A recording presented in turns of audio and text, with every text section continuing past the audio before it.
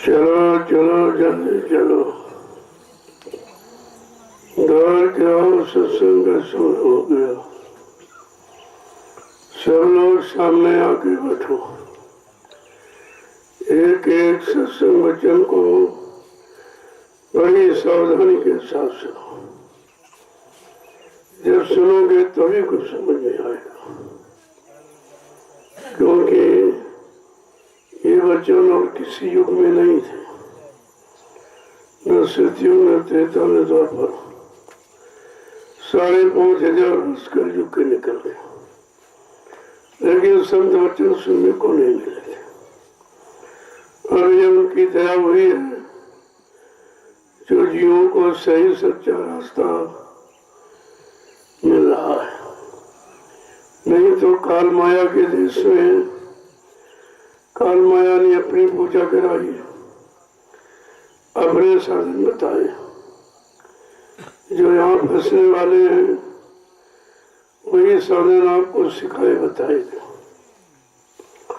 लेकिन जीवात्मा निकले कर्मों के जाल से और अपने घर पहुंचे, ये रास्ता यहाँ पर किसी ने खोला नहीं। तभी तो महापुरुषों ने इशारा करके कहा, गिरी बदरिया पाप की बरस रहे अंगार, संत न आते जगत में तो जर मरता संसार। अगर संत महापुरुषों का आगमन इस भारत भूमि पर कलयुग में न हुआ होता तो हम सब जीवात्माओं को घर जाने का कभी मौका नहीं मिलता। सब यही बेचारी फंसी रहती और काल अपने हिरासत में रखकर या ना यहीं पर बनाए रखता, अपना राज चलाता रहता।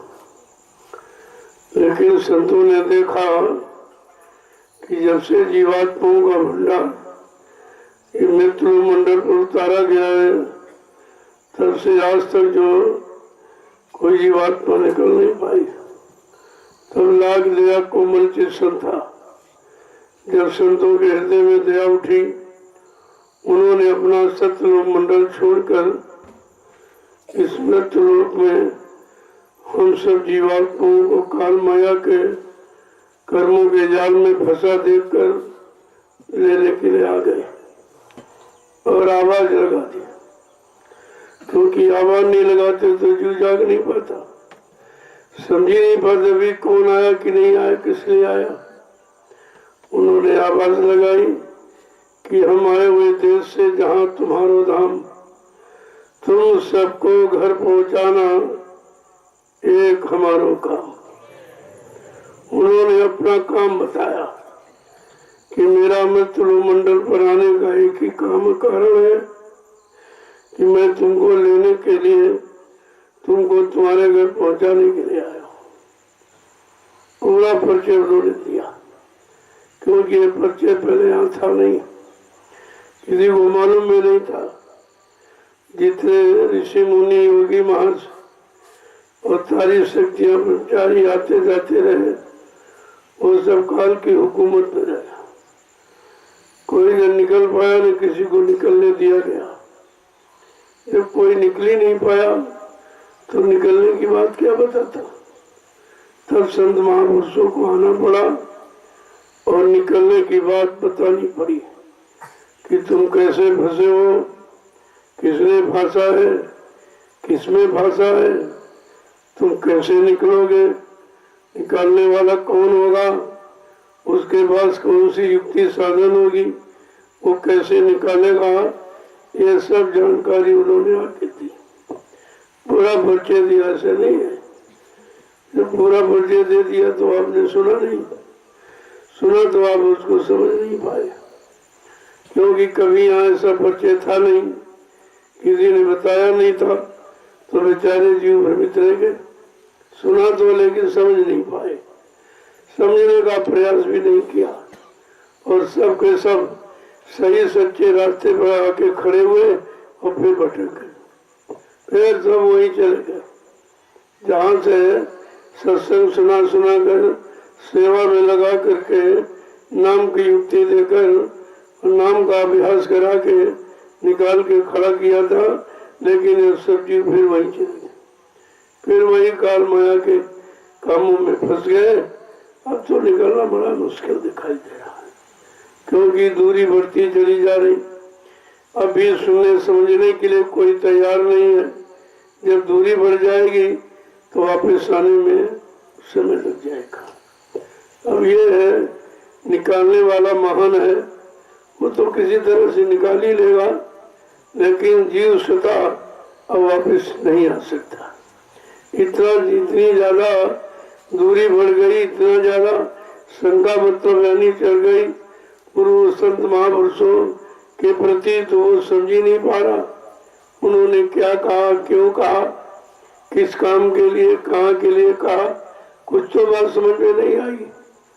तो कहने का मतलब है जब वचनों को भूल जाएंगे तो हम फंस जाएंगे, और फंस जाएंगे तो कोई निकालेगा नहीं आपको। यहाँ कोई निकला तो है नहीं जो आपको निकालेगा। यहाँ तो सब फंसे हैं, उसी की आवाज लगा रहे, उसी का गुणानुवाद गा रहे, उसी की प्रशंसा कर रहे, उसी के बताए रास्ते पर चल रहे। उनको तो ये पता ही नहीं है कि हमारी जीवात्मा कहाँ से आई है और कैसे आई है, वो कैसे जाएगी, ये कोई जानकारी उनके पास नहीं। और आपको मिली है तो आपने ली नहीं जानकर, तो बात दोनों बराबर ही नहीं। उनको मिला नहीं, आपको मिला तो आपने समझा नहीं, तो दोनों जाके तो हारेंगे। तो कहा यही से शुरुआत की कि मानव शरीर बड़े भाग से मिला। यही से शुरुआत किया कि मानव शरीर जो मिला है ये बड़े भाग से मिला। अब कौन सा भाग है कि जीवात्मा को जगाने का, ये सबसे उच्च कोटि का उत्तम दर्जे का भाग है ये। अगर जीवात्मा जाग जाए, अगर पहुंचे, तो मानव जीवन भी सार्थक हो जाएगा और आपका काम भी बन जाएगा। उन्होंने इशारे में कहा कि अगर समझ नहीं पाए, नहीं चेत पाए, नहीं खड़े हो पाए, नहीं चल पाए, तो बड़ी दुर्दशा होगी। इस दुनिया की कौन गति हुई। आखिरकार तुमने कभी विचार किया इस मानव अनमोल मंदिर की क्या दुर्दशा हो। उधर अनमोल कहा, इधर दुर्दशा हो रही, क्योंकि जब अनमोल बच्चों को सुनोगे तब अनमोल की बात समझ में आएगी। क्या अनमोल है, किस काम के कारण अनमोल है, ये तो बात बाद में समझ में आपके आएगी। लेकिन इशारा करके उन्होंने एक एक शब्द पर बहुत गहराई से, मतलब यानी विचार करके कहा है कि इस दुनिया की कौन गति हुई। तुमने कभी बैठकर सोचा है इस मानव अनमोल मंदिर की क्या दुर्दशा होगी। कितनों की सामने हो रही है, जलाए जा रहे, फूके जा रहे, गाड़े जा रहे, फेंके जा रहे, तो एक दिन हमारा भी नंबर आ जाए। ये तो सबकी गति होनी, लेकिन दुर्गति से बचने के लिए अगर तो सदगति देने आए हैं तो उनकी बात मान लो, तो दुर्गति से बच जाओगे आप, अगर बचने की इच्छा हो तो। नहीं तो सब जग जात बहा, ये सारा संसार बहता चला जा रहा है। किधर बह रहा है, कहाँ लगेगा, क्या ठिकाना, कुछ नहीं मालूम। एकदम जैसे आंख बंद करके चले जा रहे हैं, इसी तरह आप आंख खोल के चले जा रहे हो। आंखें खुली हैं लेकिन दिखाई नहीं दे रहा हम किधर जा रहे हैं। किधर जा रहे हैं, वहाँ कुछ मिलने वाला है कि नहीं, वहाँ कोई हमारा है कि नहीं है, हमारी कोई वस्तु हमारे साथ जाने वाली है कि नहीं है, उस पर बिल्कुल ही विचार नहीं है। जबकि इतना समझाया जा रहा, तरह तरह के वचन, तरह तरह के प्रमाण, दृष्टांत, उदाहरण दे करके महापुरुषों ने समझाने की कोशिश की, लेकिन जीव इतना बेहोश है, इतनी भोगों की गफलत, नींद में सो रहा है कि एकदम बेहोश हो गया। उसे कुछ खबर ही नहीं है कि हम ये क्या कर रहे हैं, इसका परिणाम क्या होगा, कुछ नहीं मालूम। एक तो मालूम नहीं है, जब बताने आए तो उनकी मानते नहीं हो, उधर चलते ही नहीं हो, उनकी सुनते नहीं हो कि वो क्यों कह रहे हैं, तुम्हारे किस भले के लाभ के लिए कह रहे हैं, बिल्कुल विचार ही इस पर नहीं दे रहा। तो आखिरकार ये समय कब आएगा, इस घड़ी में कब आप आएंगे, इस घड़ी का लाभ आप क्या प्राप्त कर सकेंगे, तो कुछ न कुछ तो विचार करना चाहिए। क्योंकि परमात्मा ने मनोबुद्धि आपको सही सच्चे विचार के लिए दी। ये परीक्षण का यंत्र है जो हर चीज की परीक्षण कर सकता, अच्छे का, बुरे का, पाप और पुण्य का, शुभ और अशुभ का, माँ बहन बेटी बहू का, ये सबकी फर्क पहचान कर सकती है। ऐसा परीक्षण का यंत्र हम सबको परमात्मा ने बुद्धि नाम का दिया, लेकिन आप बुद्धि का सदुपयोग ही नहीं करते। जो बुद्धि दान देते देते इसी को मतदान कहते। ये मतदान बुद्धि दान है। बुद्धि दान देते देते बुद्धि ही खराब हो गई। जब अच्छी जगह आपने लगाया नहीं, अच्छे काम में आपने कुछ किया नहीं, तो ये बुद्धि दान करते करते करते इतनी खराब हो गई, अब अच्छे बुरे की पहचान खत्म हो। ये हम जो कर रहे हैं इसमें कितना अच्छा है, हमारी कितनी अच्छाई भलाई है, हमको कितना अच्छा मिलेगा, ये सब जानकारी खत्म हो गई। अब तो बिल्कुल एकदम सब समाप्त हो गया। तो महापुरुषों ने देखा कि ऐसे तो बीज खत्म हो जाएगा। संत निर्बीज नहीं होने देते, इस धरती को निर्बीज नहीं होने देते। अपना कोई न कोई बीज, कोई न कोई परिचय, कोई न कोई बोध ज्ञान अपना रखते हैं और किसी मनुष्य पोल पर बैठकर वो काम कर देते हैं। अब हम आप उस पोल को तो समझते नहीं, क्योंकि हमारे में पहचान अपने जैसी, ये हमारे जैसे हाथ पैर नाक कान मुंह वाले हैं, बस यहीं से भूल प्रारंभ हो जाती। जबकि ये कहा कि सब घट भीतर साइया सोनी से जन कोय, वा घट धन सरायो जा घट प्रगट हो। सब घट में मेरी जीवात्मा है, मेरा अंश है, लेकिन वो घट धन्य है जिस घट से मेरा संदेश प्रसारित होता है, मेरी बात लोगों तक पहुंचाई जाती। वो घट खास खुदा का है, वो घट मेरा ही घट है। मैं अपने घट से ही संदेश प्रसारित करता हूँ, जीवों तक पहुंचाता हूँ, जीवों को लाभ देता हूँ, जीवों को जगाता हूँ, जगाकर सही सच्चे रास्ते पर खड़ा करता हूँ। कहने का मतलब ये है, ये सब जानकारी आपको दी गई और बराबर दी जा रही, लेकिन सुनकर भी आप नहीं समझ पा रहे, देखकर आप चेत नहीं पा रहे। तो मतलब नहीं, जब समझ कर, सुन करके, देख करके जब कुछ भी नहीं कर पाओगे, फिर तो लाभ कैसे मिलेगा। लाभ पाने के दो ही कारण, आंखों का देखा, कानों का सुना और बुद्धि से विचार किया, यही तुम्हारे लाभ पाने का तरीका है। और तुम जब तरीके का प्रयोग नहीं करोगे तो लाभ कैसे पाओगे। जय गुरुदेव, जय गुरुदेव, जय गुरुदेव,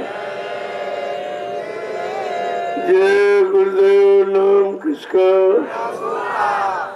जय गुरुदेव। नाम किसका,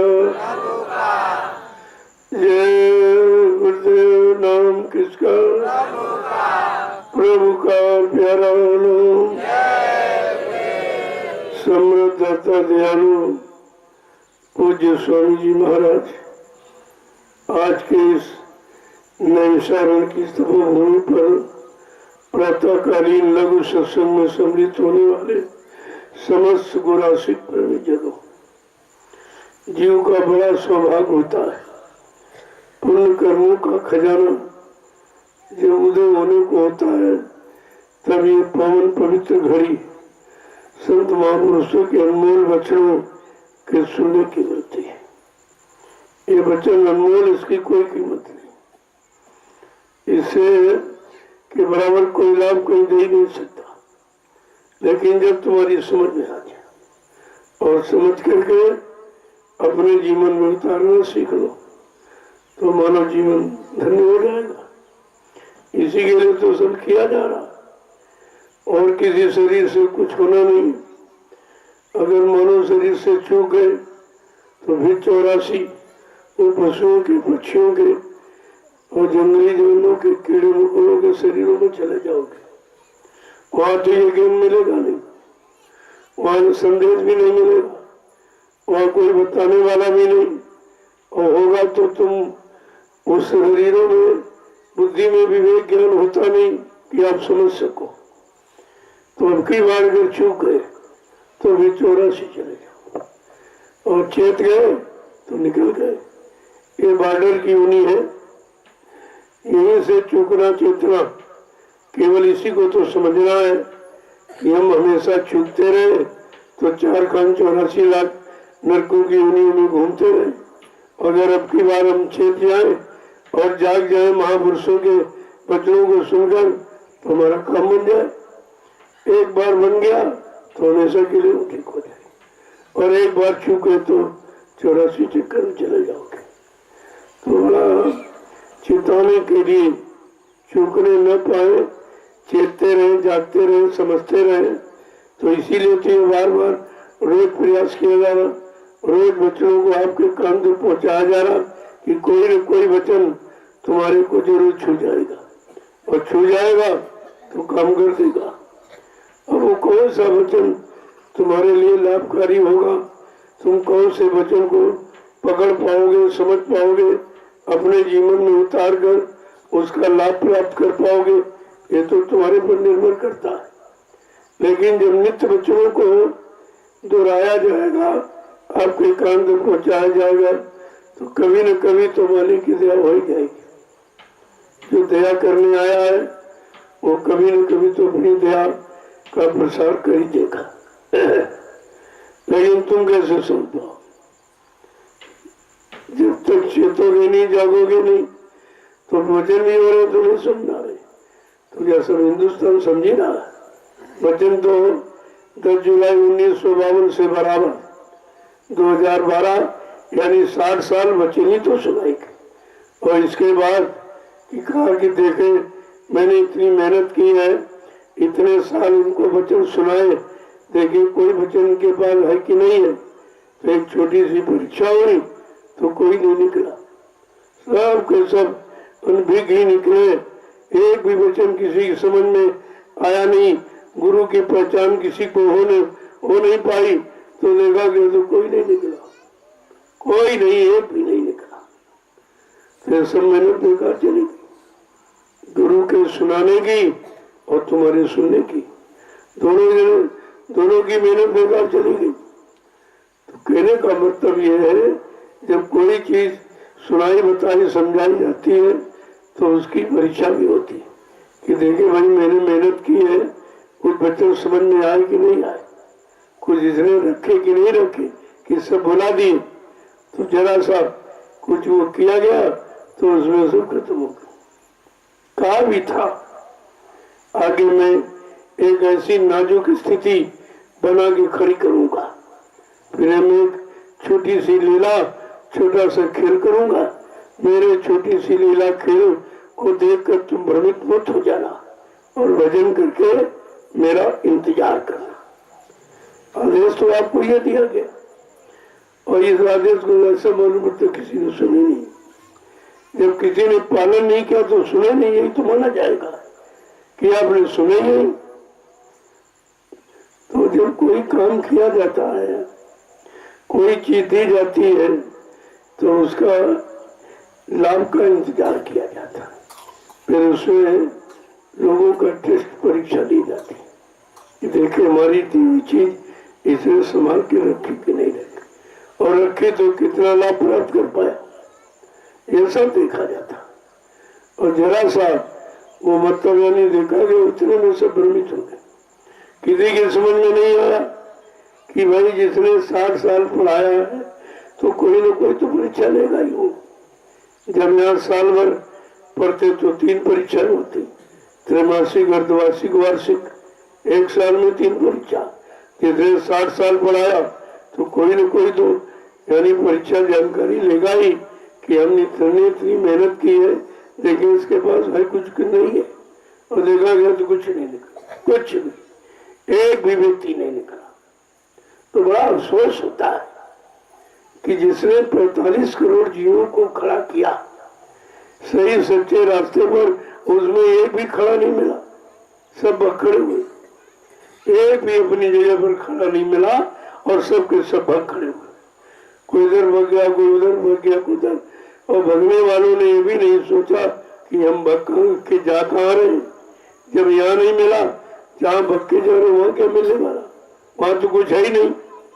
वो सभी यहीं से तो भगे, वो भी यहीं से निकले हुए थे। जहाँ तुम गए हो वो यहीं के लुटेरे, यहीं के लूटने वाले और सामान को ले जाने वाले थे, और तुम उन्हीं लुटेरों के पास पहुंच गए। तुम्हें क्या मिलेगा? जिसने कभी कुछ किया ही नहीं, कुछ कमाया नहीं और केवल लूटा है, वो तुम्हें दे ही क्या सकता? इतना तो विचार आपको रखना चाहिए था, लेकिन कुछ खैर वो धीरे धीरे सब समाप्त हो रहा। कुछ नहीं, सारे लुटेरे खत्म हो जाएंगे तो बचेगा क्या? आप ये देखते जाइए। मैंने पहले भी आपसे कहा था कि जिन्होंने समर्थ सदगुरु को मुर्दा कहा, देख लेना ये सब तुम्हारे सामने मुर्दे ही होते चले जाएंगे, सब आपके सामने। क्योंकि मेरा आधार, मैंने जब ये प्रारंभ किया 28 मई 2012 को, तो मैंने यही कहा, गुरु उसी शरीर में जीवित है, ये आधार हमारा है। जो कहते गुरु चले गए, ये दुर्भाग्य तुम्हारा है, ये मेरा आधार है। मैंने लोगों को बताया और घूम घूम के बताया 9 वर्ष लगातार, लेकिन किसी ने मेरे संदेश को सुना ही नहीं। सुना तो विचार नहीं किया और सब शंका में पड़ गई, ये क्या कहते हैं, क्या कहते? क्योंकि यहाँ तो प्रचार तक ही चले गए, किसी ने नहीं कहा। 5 ने नाटक किया और 45 करोड़ उसी में सहमत हो गए। तो तुम भी वही हो। अगर चोर का साथी चोरी तो कहा जाएगा, जो चोर को सजा, चोर के साथी को सजा, जो सजा उनको वही आपको मिलेगी। कोई ऐसा नहीं निकला जिसने बड़े गुरु के सम्मान को रखा, सबने अपमान किया। इससे बड़ा कोई अपमान नहीं। राजनीति क्षेत्र में जब किसी का अपमान करना चाहते हो तो मुर्दाबाद के नारे लगाते, और बड़ा अपमान करना चाहते हो किसी चौराहे पर उसका पुतला जलाते हो। तुमने तो गुरु का दोनों तरफ से अपमान किया। मुर्दा भी कहा कह रहे हैं अभी, और पुतला भी आपने जलाया। तुमने तो दोनों तरफ से अपमान किया, तुम सजा पाने की अधिकारी हो। अब वो दयालु है, माफ कर दे, वो बात अलग की है, लेकिन तुम्हारा काम सजा पाने का। और एक नहीं सब, क्योंकि कुछ ने किया और सबने सहमति दे दी, प्रभु जी में जुड़ गए, मिल गए। ये तो ये अभियान न चला होता तो तुम सब वही खड़े थे। इस तपोभूमि पर कोई नहीं आता, और इस तपोभूमि का लाभ मिलना था तो कोई ना कोई तो रास्ता निकाला जाएगा, नहीं तो लाभ कैसे मिलेगा? नहीं, सब तुम्हारी झूठी हो जाएगी।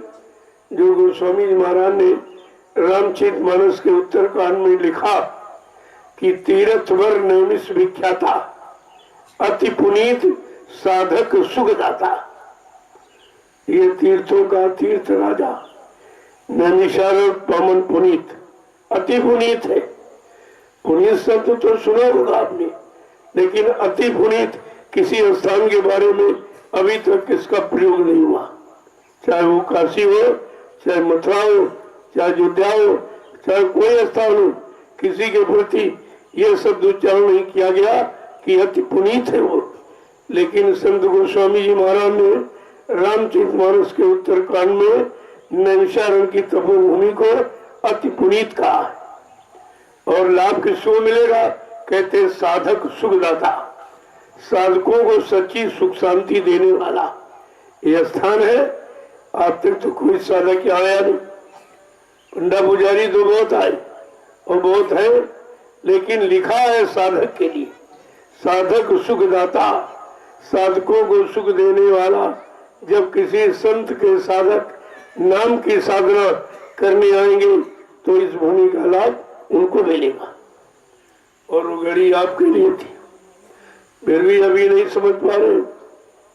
संत के साधक भी तो नहीं जान पा रहे, इसको पढ़ ही नहीं रहे। अगर पढ़ रहे तो यहाँ धूम मच जाएगी, फिर कोई बाकी नहीं रहेगा जो नहीं आए। तभी तो कहा जा रहा ये तपोभूमि सबको बुला लेगी। क्यों? अगर रामचरितमानस को उठा के देख लोगे तो तुम भागते चले आओ कि भाई सच्ची सुख शांति हम सोचते थे परिवारों में, समाजों में मिलेगी, पदों में मिलेगी, प्रधानमंत्री राष्ट्रपति बनने भर मिलेगी, लेकिन कहीं कुछ नहीं मिला। सब रो रहे, सब चिल्ला रहे। तो जो महापुरुषों ने लिखा है, अरे वो सत्य होगा, वहीं आपका कल्याण और लाभ मिलेगा, अन्य तुम्हारे सोचने से कहीं। मथुरा में 60 साल संदेश हुआ, लेकिन उस भूमि के लिए कभी नहीं कहा गया कि यहाँ सत्यों के अंकुरण निकलेंगे। ये शब्द कभी उच्चारण नहीं हुआ। ये तो यहीं पर जब 10 जुलाई से 23 जुलाई तक 1997 में इसी पुल के पास मिलाप का है, यहीं पर 13 दिवसीय गुरु पूर्णिमा पावन पर्व हुआ था। आखिरी दिन क्या कहा कि बच्चा 88,000 ऋषियों की तपोभूमि, यहीं से सतयुग के अंकुरण निकलेंगे। तो अंकुरण कोई आसमान में थोड़ी निकलेंगे, सबका आधार जमीन पृथ्वी है। तो इसी वचन को ध्यान में रखते हुए इस भूमि का चयन किया गया। और ये सबके लिए, किसी एक के लिए नहीं, सबके लिए। क्योंकि सबके लिए जब गोस्वामी महाराज ने लिख दिया कि साधक सुखदाता, जब साधक आएंगे तो सुख शांति उनको मिलेगी, तो उन्होंने एक के लिए थोड़ी लिखा, सबके लिए। जो नाम की साधना करते उन सबको सच्ची सुख शांति ही मिलेगी। अब लोगों ने हमारी नकल की, जगह जगह पड़ाव डाल दी, दुकानें खोल दी, लेकिन इससे कुछ होने वाला नहीं। ये नकल का विषय नहीं है, ये असल का हकीकत का है। जब नाम की साधना करो तो लाभ मिलेगा। केवल बाजार लगा ली और दुकान खोल ली और नकल की तरह तो वो मिलने वाला कुछ नहीं। वो तो नाम की साधना करेंगे उन साधकों को मिलेगा। तो बात तो समझने की है और लोगों को समझना चाहिए। नहीं समझेंगे तो कुदरत समझा देगी। उसने सबको समझाया। जब हिरण्यकश्यप नहीं माना उसको समझा दिया, रावण नहीं माना उसको समझा दिया गया, कंस नहीं माना उसको समझा दिया गया, जरासंध नहीं माना उसको समझा दिया गया। वो तो समझाने का उसके पास सब पूरी व्यवस्था है। और किस तरह समझाएगी उसकी बात है, वो कौन सा साधन अपनाएगी। अभी तो आपने देखा एक थोड़ा सा चुटकुला ही कहेंगे उसको, एक छोटा सा चुटकुला छेड़ा और सारा विश्व तबाह। और अभी तक समझ में नहीं आया ये क्या है, ये कौन सी बीमारी, इस बीमारी की दवा क्या है, अभी तक समझ में किसी की नहीं आई। क्योंकि ये प्राकृतिक प्रकोप है और प्रकृति से संबंध संत महापुरुषों का होता, वो जानते हैं। वो पहले से आपसे कह रहे कि कुदरत नाराज हो रही है, तुमने जो मार काट, हिंसा, चोरी, कत्लेआम, व्यभिचार, कुपचार, झूठ, छल, कपट, बेईमानी और इस मनुष्य मंदिर को जो गंदा पशु पक्षियों का मांस मुर्दा इसमें डाला और बुद्धि नशा जो प्रयोग किया, जिससे ये मानव शरीर गंदा हो गया और कुदरत नाराज हो गई। क्योंकि शरीर तुम्हारा बनाया नहीं, किसी इंसान विज्ञान का बनाया नहीं। तो आपको तो सोचना चाहिए, किसी की बनाई वस्तु खराब करोगे तो दंड के भागी तो हो गए आप, वो तो निश्चित है। जो आपने बनाया नहीं तो बिगाड़ने का क्या अधिकार। ये सब चीजें समझने की, समझ लोगे जल्दी काम हो जाए। अगर उलझ गए तो परेशान हो जाएगा। अब भी समझ में नहीं आया कि आखिरकार कुदरत ने क्यों किया, क्या हमारी गलती कमी हो गई, त्रुटि, तो करते हुए भी नहीं समझ पा रहे। जब ये कहा गया ये धार्मिक धरा है, इस पृथ्वी पर से, इस भारत भूमि पर से जब जब धर्म कर्म चला गया, मानवता, इंसानियत, प्रेम, प्यार, मोहब्बत, सेवा, दया, सदाचार, परमात्मा की यादगार मानव के दिल दिमाग से जाने लगी, मानव के मन मस्तिष्क में माँ बहन बेटी बहू की पहचान खत्म हो गई, तब तक उधर की कुदरत से कोई न कोई करिश्मा हुआ, किसी न किसी को भेजा कि जाओ मेरी व्यवस्था को ठीक कर दो, व्यवस्था को ठीक कर दो। व्यवस्था को ठीक करने की जरूरत है, लेकिन मनोव्यवस्था ठीक करने और मनो शरीर में जीवात्मा की व्यवस्था, जो बेचारे अपने घर से अलग हो गई, अपने मालिक पिया प्रीतम से अलग हो गई, अभी तक नहीं पहुंच पाई, तो इसकी व्यवस्था कौन करेगा? सबसे बड़ी व्यवस्था तो ये शरीर की व्यवस्था और जीवात्मा, शरीर में रहने वाली चेतन शक्ति जीवात्मा की व्यवस्था, जो दोनों व्यवस्था को ठीक करने आया है, वो कितना समर्थ होगा, कितना महान होगा, क्योंकि ऐसा कभी आया नहीं। यहाँ जितने आए हैं, जितने अवतार आप मानते हो, 10 अवतार आपके हुए, कक्ष मक्ष 12, नरसिंह, बामन, भगवान परशुराम और राम कृष्ण, ये 10 अवतार, ये सब समाज के शुद्धिकरण के, आत्मा के लिए कोई नहीं आया। और अगली बार जो समृद्ध आत्मा दयालु आया है, वो दोनों काम करने, कहा मैं विश्व में परिवर्तन करूंगा, विश्व की व्यवस्था ठीक करूंगा, ये भारत ही नहीं विश्व की व्यवस्था, और जीवात्माओं को जगा के उनके घर पहुंचाऊं। ये दोनों व्यवस्थाओं, इधर मानव समाज की व्यवस्था और उधर जीवात्मा की व्यवस्था, जो दोनों व्यवस्थाओं को लेके आया है, ठीक करने आया है, तो वो समय का कितना महान होगा। ये बात तो भी लोगों की समझ में आई ही नहीं, और न इस पर किसी ने गौर ख्याल किया है कि भाई इतनी बड़ी शक्ति तो यहाँ कभी नहीं आई, जो दोनों तरफ का सुधार करने आई हो, दोनों तरफ का काम करने आई, ऐसी शक्ति तो यहाँ कभी आई नहीं, ये तो पहली बार है। इसीलिए इनको सृष्टि का प्रथम महापुरुष कहा जाता, सृष्टि का प्रथम महापुरुष, ऐसा ऐसा अद्वितीय विलक्षण यानी महापुरुष धरती पर आया, और अपनी इच्छा से, किसी ने भेजा नहीं। जो शक्तियां भेजी जाती है वो सीमित दायरे में रहती है, बताया हुआ ही काम करेंगी, अपनी इच्छा से कुछ नहीं करेगी। लेकिन जो अपनी इच्छा से आता है वो अपनी व्यवस्था लागू करता है, जो अपनी व्यवस्था से आया और काम करके अपनी व्यवस्था से जाएगा, न किसी ने यहाँ भेजा है, न यहाँ से कोई उनको ले जा सकता। ये दोनों चीजें ध्यान में रखनी चाहिए। अगर ये दोनों बातें ध्यान में रखते तो आप कभी भ्रमित नहीं होते, कोई शंका का विषय ही नहीं था। लेकिन आप तो सब भूल गए, भूल गए इसलिए कि वह अपने जैसा समझ रहे कि हमारे जैसे हाथ नाक कान मुंह वाले हैं। अरे ये तो मानव शरीर की पहचान है, ये तो पहचान है। जो भी आएगा मानव तन शरीर में तो उसकी पहचान शकल तो होगी, लेकिन अकल उसकी क्या होगी? शकल तो यही होगी, लेकिन अकल ये नहीं होगी। बात तो ये समझने की, वो ज्ञान अलग होगा, वो सर्वोपरि है, वो मतलब यानी वो तो आत्मिक ज्ञान है, शाब्दिक ज्ञान है।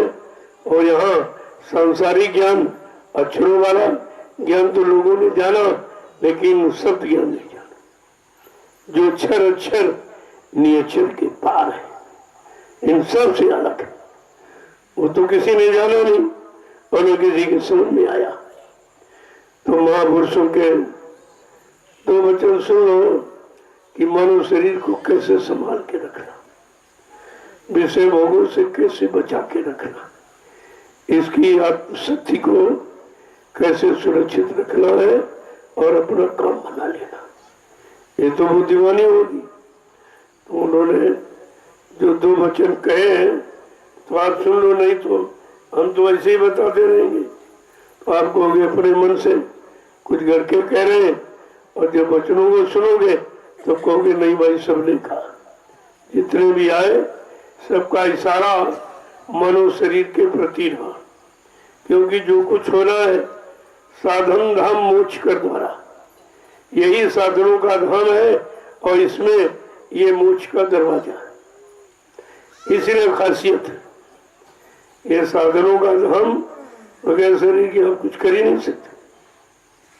जो भी साधना करोगे शरीर से करो। और कहते दूसरी महिमा क्या है कि इसमें मोक्ष का दरवाजा है। इस दरवाजे को जिसने जान लिया, इस दरवाजे पर जिसने बैठना जान लिया, इस दरबारी की महिमा जो जान गया तो उसी ने अपना काम कर लिया। तो कहते कि नाम दीप धरी देह देहरी द्वार, गोस्वामी भीतर बाहिर जो चाह सुजियार। देखो संतों का कितना गूढ़ इशारा है कि जैसे मकान की देहरी पर बीचों बीच चिराग रखो तो अंदर भी उजाला बाहर भी उजाला। समझाने के लिए कहते हैं जैसे वो मकान उसकी देहरी यानी मध्यस्थ, वहां पर अगर चिराग रखो तो अंदर बाहर दोनों तरफ उजाला होगा, ऐसे ये देह की देहरी है। अगर यहाँ पर नाम दीप मणि, अगर नाम रूपी चिराग जो संत महापुरुष लेके आते हैं, देने आते, अगर आप रखना सीख जाओ तो इधर उजाले का मतलब इधर भी ज्ञान हो जाएगा और उधर का भी ज्ञान हो जाएगा।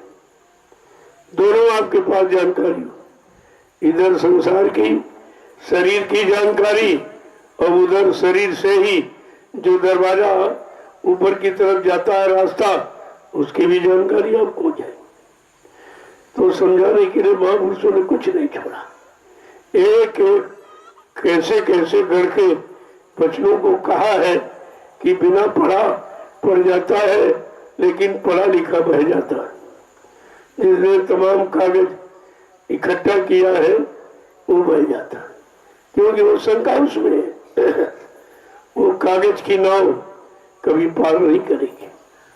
जो कागज की नाव पर बैठे वो मझधार में डूब जाएंगे, वो कभी निकल नहीं सकते, क्योंकि कागज का उधर काम ही नहीं है, कागज का तो इधर है। कबीर साहब ने तो यही कहा, भाई हमने तो कागज छुआ भी नहीं क्योंकि मैं पढ़ा लिखा नहीं था। उन्होंने कहा मसी कागज छुए नहीं, कलम गही नहीं हाथ, और ऐसी रचना रच रही कि दुनिया ना भी मात। कहा मैंने कलम को हाथ से पकड़ा नहीं, स्याही मैंने जानी नहीं, कागज मेरे पास था नहीं, लेकिन ऐसी संरचना मैंने जीवात्मा की जो बताई है जिससे सारा विश्व नतमस्तक हो जाता और हो जाएगा। इसीलिए तो वादा किया गया कि मेरी भूमिका व्यवस्था के आगे एक दिन सारा विश्व नतमस्तक हो जाएगा। मेरे इस चमत्कार को दुनिया नमस्कार करेगी। ये सब बातें आप बिल्कुल भूल गए, तभी आप करो चले गए चले गए चले गए। फिर ये करेगा कौन? इतना बड़ा काम तो किसी ने कभी किया ही नहीं, किसी को इस काम की जानकारी नहीं कि विश्व को झुका दे, विश्व को अपनी व्यवस्था मानने के लिए यानी मजबूर कर दे। ऐसा तो कोई धरती पर आया ही नहीं। इन बातों को अगर आप समझते रहते हैं तो कभी शंका का विषय ही नहीं था। अपनी शंका दूर करते और हजारों की दूर करते थे, लेकिन तुम्हें शंका से नहीं अलग हो पाए, तुमको ही विश्वास नहीं ना। अब 24 घंटे मथुरा में रहे, वही कान खाया, रोज गुरु का दर्शन किया, रोज सत्संग सुनते रहे और सब शंका में चले गए। इसका मतलब इन्होंने सुना ही नहीं, कुछ गुरु को देखा ही नहीं, जबकि गुरु इन चर्म चक्षुओं का विषय नहीं है। ये जो शरीर में दो आंखें लगी है इनका विषय नहीं है। इनसे देखा हुआ तो भूला जा सकता और इन कानों से सुना भी भूल जाते हो, लेकिन जीवात्मा जो दिव्य आंख और दिव्य कान है उसका देखा और सुना ये भूला नहीं जाता है। तो इसीलिए उसी को जगाने की युक्ति थी कि जल्दी से जीवात्मा की दिव्य आंख खोलो, दिव्य कान खोलो और मुझे पहचानो। तब तुम पहचान लोगे कि वो किस काम के लिए आए। वो मेरे काम के लिए आए हैं कि सारे विश्व के काम के लिए आए? सारे विश्व के लिए आए। अभी तो कहीं नहीं हुआ, किसी एक व्यक्ति का तो काम हुआ नहीं और आवाज लगी सारे विश्व को काम करूंगा, तो सब धोखा हो गया। फिर तो गुरु में धोखा देख रहे आप। तो इसलिए इसी शरीर को माध्यम बनाकर, क्योंकि हमारा आधार यही है, इसलिए महापुरुषों ने कहा साधन धाम मोक्ष कर द्वारा पाए विजयी परलोक समारा। कहा ये साधनों का धाम है, इसमें मोक्ष का दरवाजा है। इसको पाकर अगर आप अपना सुधार नहीं कर पाए, अपना काम नहीं कर पाए, तो कहते इससे बड़ा दुर्भाग्यशाली कोई नहीं। पाए विजयी परलोक समारा। परलोक का मतलब स्वर्गलोक नहीं, पर जो सारे लोगों के परे, सबसे ऊपर, सबसे आगे, वो सतलोक का वर्णन है। लेकिन बात समझी नहीं पाए लोग उसको, और अर्थ का अनर्थ करने लगे और फंस गए। तो बार बार याद दिलाते हैं, जो मानव शरीर सबको मिला है, कहा कि तुमने कभी सोचा इसकी क्या दुर्दशा होगी, नरकों में इसकी कौन सी दुर्गति होगी। क्या कह रहे हैं कि यही देहिया की कमल गति होई,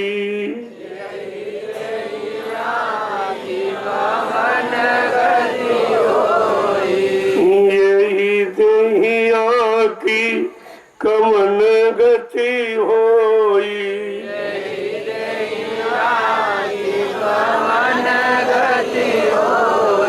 कहते इस मानव शरीर की क्या दुर्गति होगी। क्या कभी तुमने इसके बारे में सोचा? क्योंकि सब दिन न होते एक समान। जो अवस्था है, बचपन आपका आया, देखो समझ नहीं पाए कब बड़ा हो गए,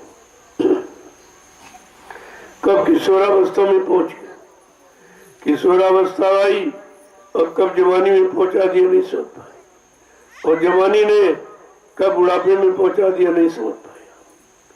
ये सब आपकी शरीर में हो रहा और रोज हो रहा और रोज देखते रहे, नहीं समझ पाया। जब तुमने अपने शरीर में होने वाली इस घटना को नहीं समझ पाए हो, तो फिर समझा ही क्या आपने कि बच्चा पैदा हुआ कितना छोटा था, ये किस रात दिन में बढ़ गया, कुछ नहीं मालूम, कुछ नहीं मालूम। एक माँ को भी पता नहीं कब बढ़ गया। तो कहा बचपन किशोरावस्था में बदल गया, नहीं समझ पाए। किशोरावस्था जवानी में बदल गई, नहीं समझ पाए। जवानी बुढ़ापे में बदल पाए, नहीं समझ पाए। जब शरीर की स्थिति नहीं आप जान पाए, तो आप दूसरे को क्या समझने में पड़े हो? दूसरे के समझने में अपना समय क्यों आप खराब कर रहे हो, जब तुम अपने शरीर को नहीं सुन पाए। और ये तुम्हारे शरीर में रोज हुआ और इतने बड़े आप हो गए। किस दिन बढ़ा, किस तारीख में, किस दिन, साल, कुछ पता नहीं चला और कोई नहीं समझ पाया और सबके सामने होता रहा। क्या कह रहे हैं कि तन धन अब दोनों से हारे, तन धन अब दोनों से हारे, तन धन अब दोनों से हारे, तन धन अब दोनों से हारे, बुद्धि होश सब खोई, बुद्धि होश सब खोई, बुद्धि होश सब खोई, बुद्धि होश सब खोई, यही देहिया की कमल गति होई, यही दैया की कमल गति होई। कहते तन से भी हार गए, बुढ़ापा आ गया, और धन से हार गए कि साथ नहीं जाएगा। कहा इसी दोनों में पड़े रहे, तन को सजाने खिलाने पिलाने में और धन को इकट्ठा समेटने में, और दोनों काम नहीं आए। कहा इससे तो हार गया, क्योंकि ये दोनों काम नहीं आए। तो आगे क्या कह रहे हैं कि सब कुछ खोए। ये किस कारण हार गए कि बुद्धि ने काम नहीं लिया। अगर बुद्धि से सदुपयोग किया होता, बुद्धि से सोचा विचारा होता, तो तुम दोनों से काम ले लेते, धन से भी काम ले लेते और तन से भी काम ले लेते। फिर दोनों से कहते भाई ठीक मेरा काम हो गया, अब तुम ले जाओ। अब ना हमको धन चाहिए और न तन चाहिए, क्योंकि मेरा काम हो गया। काम होने तक ही इसकी कीमत है, और काम हो जाने के बाद इसकी कोई कीमत नहीं। जैसे आज सेवा प्रेमी दे रहे, उनका काम हो रहा, और जब काम हो जाएगा तुम करोड़ों लिए घूमेंगे तो हम क्या करेंगे? करोड़ों लिए घूमोगे तो कहेंगे भाई हम क्या करेंगे इसका, हमारा तो काम हो गया। जो काम करना दो तो हो गया, अब ये सब बेकार। ये तो समय पर कीमत होती, और समय पर लोगों की समझ में नहीं आती।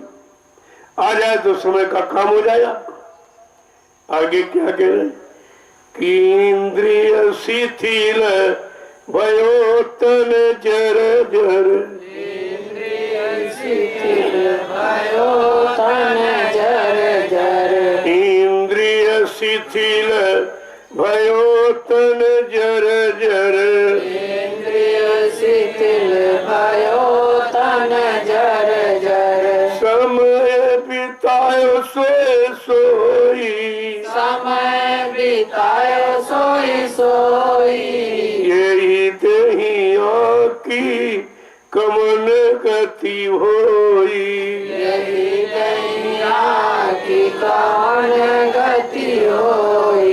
इंद्रिय शिथिल हो गई, थक गई। इतना आपने भोगा कि वो बेचारी बेकार हो गई। अब आंखों से देखा नहीं जा रहा, कानों से सुना नहीं जा रहा, दांतों से चबाया नहीं जा रहा, पैरों से चला नहीं जा रहा, हाथों से उठाया नहीं जा रहा, और बुद्धि से कुछ सोचा नहीं जा रहा। सब याददाश्त खत्म हो गई। सब ने जवाब दे दिया कि अब मेरे बस का नहीं है, क्योंकि तुमने इनका प्रयोग अच्छी जगह नहीं किया। सब गलत जगह, जो नहीं देखना चाहिए वो देखते रहे, जो नहीं सुनना चाहिए वो सुनते रहे, जहाँ चल के नहीं जाना चाहिए वहाँ भी आप जाते रहो, जो हाथों से नहीं करना चाहिए वो भी आपने किया, जो बुद्धि से नहीं सोचना चाहिए वो भी आपने सोचा। कहा ये सब जो आपने दुरुपयोग किया है, तो इन्होंने अपना जवाब दे दिया। इंद्रिय शिथिल भयो तन जर्जर, जब इंद्रियां शिथिल हो गई और तन बेकार जर्जर हो गया, एकदम मतलब यानी जीर्ण शीर्ण हो गया, अब इससे कुछ हो ही नहीं रहा। शरीर वही है, क्या चला गया? शक्ति चली गई। शक्ति जो मिली थी वो भोगों में आपने नाली में पानी की तरह बहा दिया, अब उसी का रोना है। ये दिखाई नहीं दे रहा, सुनाई नहीं दे रहा, चला नहीं जा रहा, हाथों से कुछ उठाया नहीं जा रहा, बुद्धि से कुछ सोचा विचारा नहीं जा रहा, कुछ याद नहीं रहता, तो रोना तो इसी बात का कि अगर आपने सदुपयोग किया होता तो आज रोना नहीं, आप हंसी खुशी से तुम शरीर से चले जाते। आगे क्या कह रहे हैं? समय बिताए सोई सोई, और सारा जीवन सोने में खत्म हो गया। सोते रहे, और सोना कभी खत्म ही नहीं होता, और ये कभी पूरा नहीं होता। रोज नींद लेते हो और शाम आई फिर तैयार खड़ी, शाम आई फिर तैयार खड़ी। ऐसे भूखा जब सुबह खाया दोपहर में फिर खड़ी, दोपहर में खाया शाम को फिर खड़ी। ऐसे ही यानी रोज सोते हो, लेकिन जैसे सूर्यास्त हुआ ये अपने आप आ जाती, तो उसके आने पर फिर कुछ दिखाई नहीं देता। नींद जब आ जाएगी तो कुछ नहीं दिखाई देगा। ये भूख और नींद दोनों ऐसी इसमें लगा दी गई, इसी की पूर्ति में हम पूरा जीवन निकाल देते हैं। न भूख की पूर्ति होती है, न नींद की पूर्ति होती है। तो आगे क्या कह रहे हैं कि चकित और असहा देखी तुई, चकित और असहाय देखी तुई, पास हाथे की तुई चकित और असार देख कोई पास न आवत कोई पास न आवत कोई यही दहिया की कमल गति होई। यही दरिया की कौन गति होई। अब आपको निर्बल कमजोर देखकर कोई पास में नहीं आया। जिनको आपने अपना कहा सब तुमसे किनारा कर रहे, कोई पास में खड़ा होने को तैयार नहीं। तुम्हारी ऐसी जर्जर अवस्था देख करके तो समझा के क्या कह रहे हैं कि दर्शन दीन मुख बचन न आवत दसन दीन मुख बचन न आवत दर्शन दीन मुख बचन न आवत दसन दीन मुख बचन न आवत कफ धारी कलात बोई अपधारी गला होई यही दहिया की कवन गति होई। यही दरिया की कौन गति होई। कहते हैं मुंह से शुद्ध वचन भी नहीं उच्चारण हो रहा। जवान भी लड़खड़ा रही, वो भी सही सच्चा वचन उच्चारण नहीं कर पा रही, और इतना कम यानी अंदर में भर गया कि गला एकदम कफ ने गले को दाब दिया। अब कोई शुद्ध आवाज नहीं निकल पा रही। कहा ये सब गति आपकी होगी, और नहीं मानते तो जो तुम्हारे सामने उनको देख लीजिए। आगे क्या कह रहे हैं कि कोई कुछ कहे सुने कुछ आना कोई कुछ कहे सुने नहीं काना कोई कुछ कहे सुने कुछ काना कोई कुछ कहे सुने कुछ काना नयन ज्योति सब खोई नयन ज्योति सब खोई यही दहिया की कवन गति होई। यही दरिया की कौन गति होई। अब कहते कुछ सुनते कुछ, वो सुनाई नहीं देता। कहा कुछ कह रहा सुना कुछ, और नयन ज्योति सब खोई। जो आंखों की ज्योति थी वो भी सब आपने खत्म कर दी।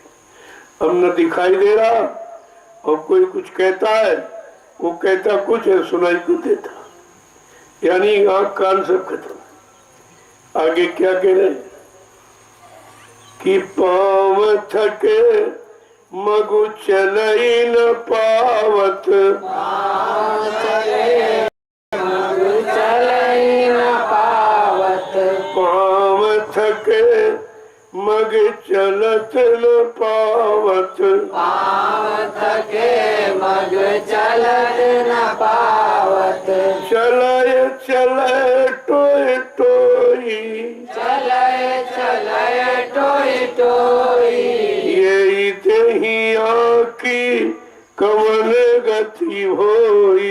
यही दरिया की कौन गति होई। कहते पैर थक गए, और वो टो के चला धीरे धीरे धीरे धीरे, कहीं गिर पड़े, फिर खड़ा हुआ, गिर पड़े, फिर कहा ये सब गति होगी। और जब आपको ये पता चला, सामने पुरजों को देखा है, घर के बुजुर्गों को देखा कि सबकी हालत हुई, तो एक दिन हमारी भी हालत होगी। तो हम उस हालत से यानी जाने के पहले, उस हालत में जाने के पहले अपना काम बना ले। आंख से, कान से, आंख से, पैर से, बुद्धि से, चित्त से अपना सब काम अगर बना ले तो फिर रोना नहीं होगा।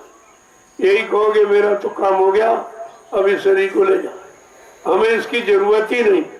उन्होंने यहाँ सोच के इस शरीर को दे दिया काल के हवाले। अरे भाई ले जा, तू तेरा शरीर है, मैंने तो अपना काम तेरे शरीर से बना लिया, यही तेरा हमारे पर एहसान है, चल मेरा काम हो गया, तू ले जा।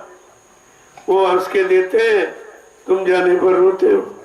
उनका हंसना तुम्हारा रोना है, ये ना समझी में रोना है, और समझ गए तो हंसते हंसते निकल जाओगे। आगे क्या कह रहे कि कर कांपे मुख ग्रास उतावत, कर कांपे मुख ग्रास उतावत, कर कांपे मुख ग्रास चबावत, कर कांपे मुख ग्रास चबावत, मूड हिले जग जोई, मूड हिले जग जोई, यही देहिया की कवन गति होई, यही दैया की कौन गति होई। कहते हाथ कपने लगे और मुख में ग्रास को और ज्यादा तो चबाया नहीं जा रहा, बातें नहीं है। यानी कहने का मतलब सब इंद्रियों ने जवाब दे दिया और तुम अभी नहीं समझ पा रहे हो कि वारंट आ गई है, तो कह दो के जाना पड़ेगा। ये वारंट है। पहली वारंट कहते जो सर के बाल थे काले और सफेद हो गए, ये पहली वारंट आ गई।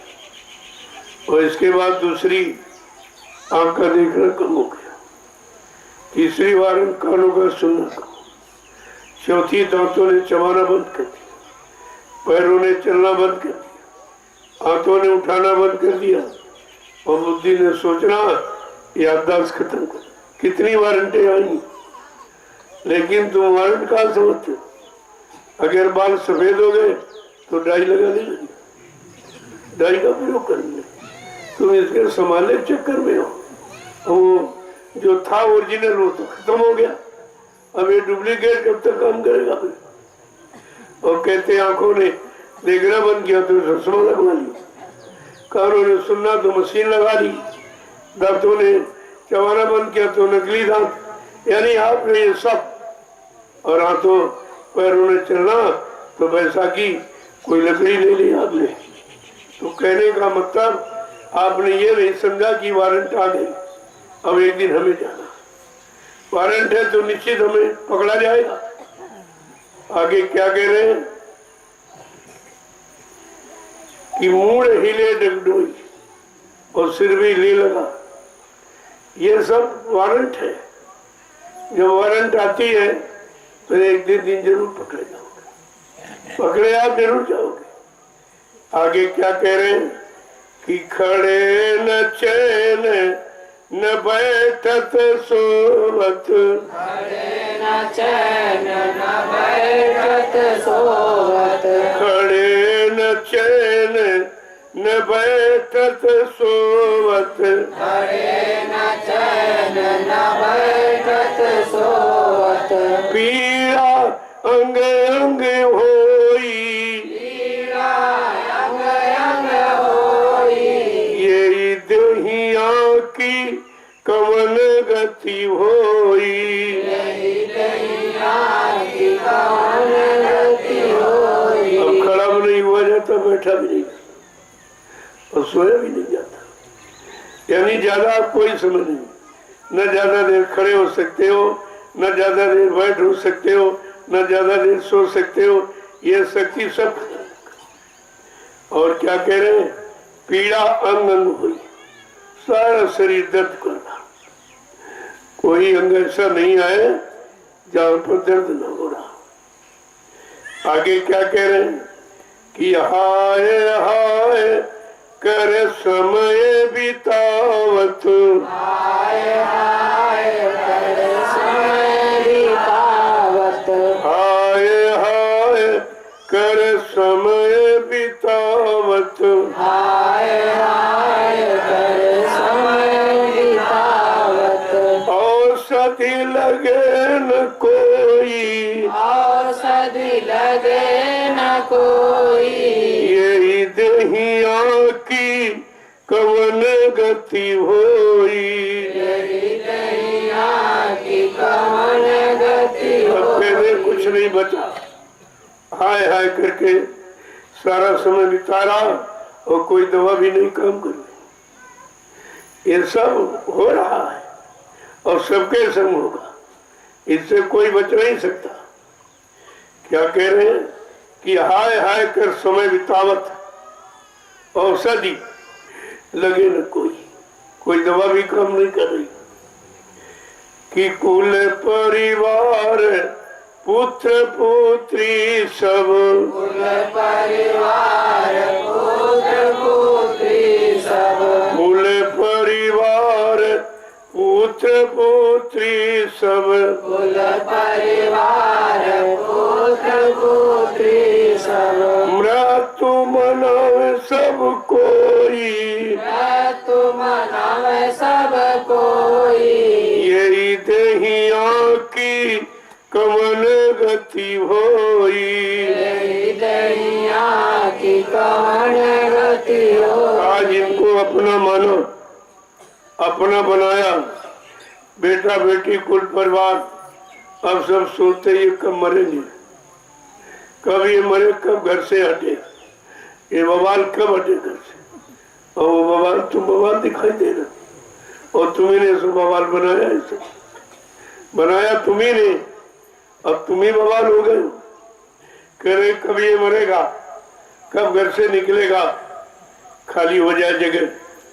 ना जाने कहाँ काल पछारी, ना जाने कहाँ काल पछाड़ी, ना जाने कहाँ काल पछारी, ना जाने कहाँ काल पछाड़ी, सोई का तो जो बोई, कोई काटो जो बोई, सोई काटो जो बोई, कोई काटो जो बोई, यही देहिया की कमल गति होई।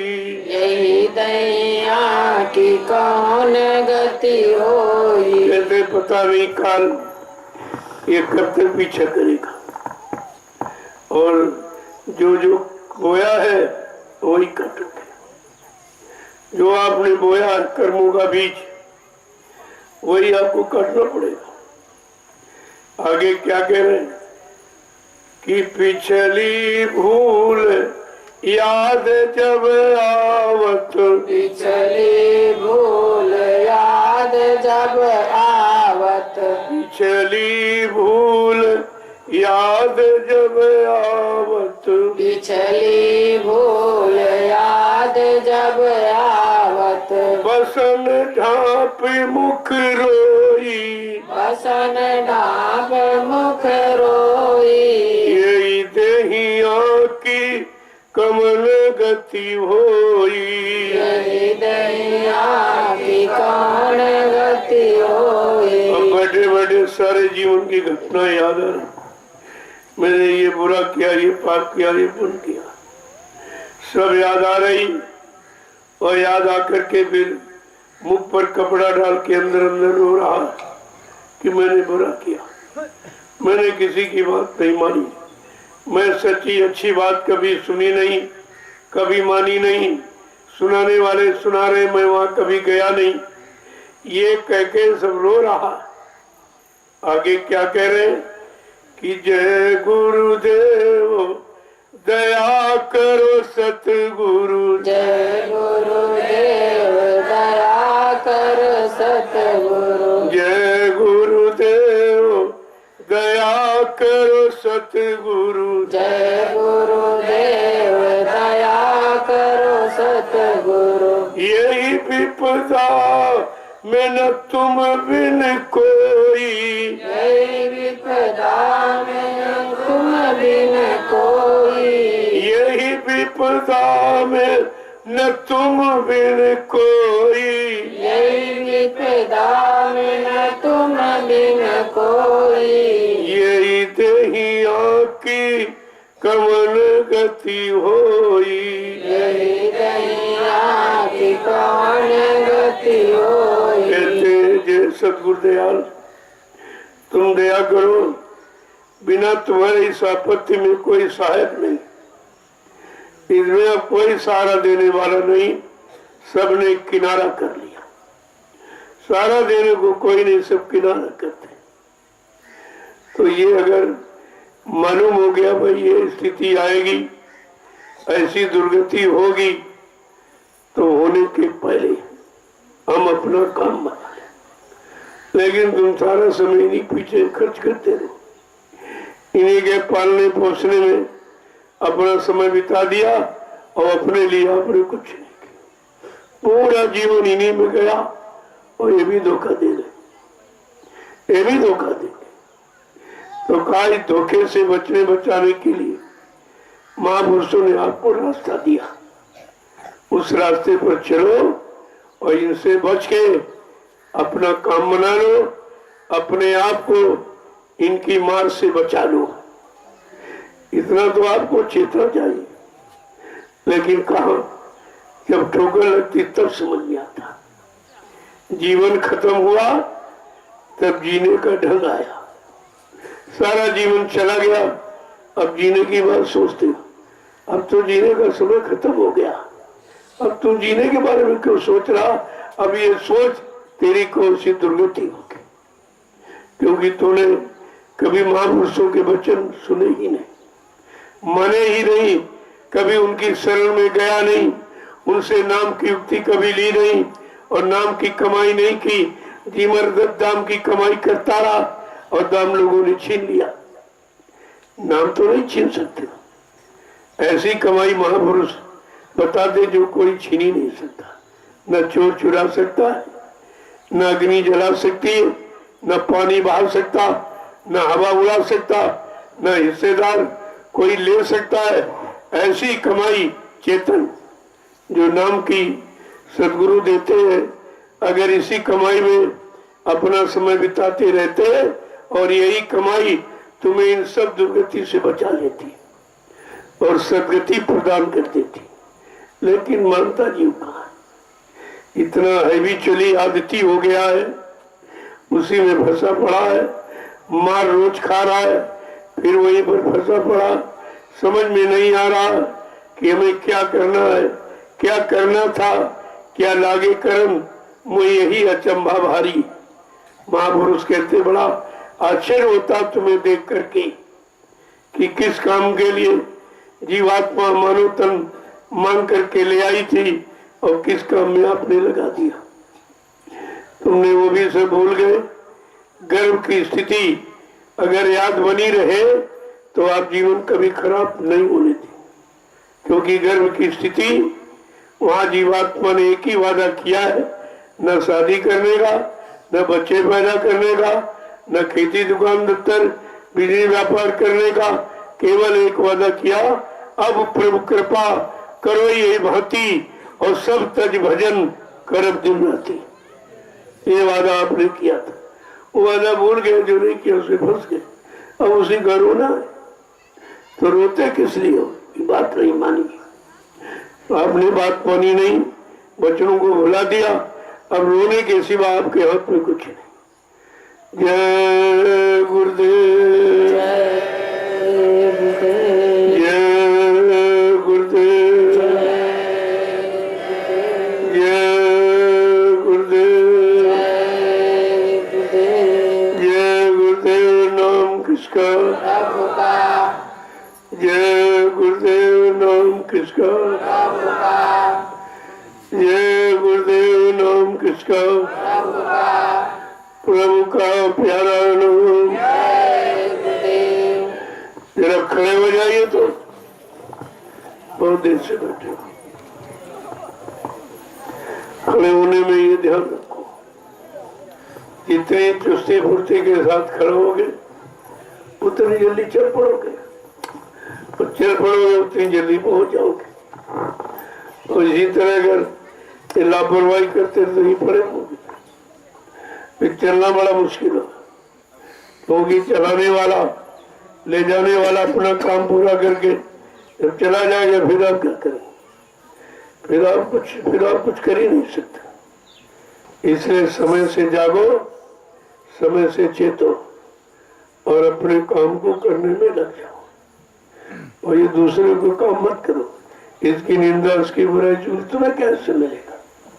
वो खराब है तो तुम्हारा क्या नुकसान कर रहा, और अच्छा हो जाए तुम्हारा गुण भला कर देगा। तुमको अपने ही अच्छाई भलाई से काम होगा। इसलिए हमेशा अपनी तरफ देखो। जब अपनी तरफ देखते रहोगे तो किसी तरफ देखने का तुम्हारे पास मौका नहीं। जब विवेकानंद जी अपने गुरु रामकृष्ण परमहंस के पास गए, उन्होंने जब उनको पूरा ज्ञान दे दिया तो कहने लगे अब तो पूरा ज्ञान मिल गया हमको, आप सर्टिफिकेट दे दीजिए। कहते अभी नहीं, अभी नहीं, अभी तुमने ज्ञान का परिचय लिया, अभी करने का परिचय तेरे पास नहीं। जा करने का, कहाँ करनी करे? कहा ये संसार समाज प्रयोगशाला है, जा इसी में जा। तो बेचारे गए तो लोगों ने बड़ा सम्मान किया कि भाई रामकृष्ण परमहंस जी के शिष्य में बाल ब्रह्मचारी, बड़ा सम्मान। तो 2 साल बाद लौट के आए। गुरु ने पूछा भाई बहुत देर में आप आए? कहते रहे महाराज बहुत सम्मान मिला। काहे का? कल लोगों का। तो लोग तुमको कैसे जानते हैं? तुम्हें जानते नहीं, केवल झूठा सम्मान है। तो झूठे सम्मान में बन गया। कहा नहीं लोगों ने बहुत सम्मान किया।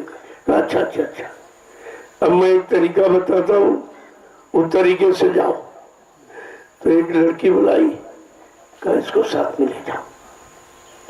अब जब लड़की साथ में कहा तो पहले वो बेचारे घबराने लगे। कहा तू डरता क्यों है? परीक्षा तो यही बताएगी, ये बताएगी तो ब्रह्मचारी है कि व्यभिचारी है, दूसरा कोई नहीं बता सकता।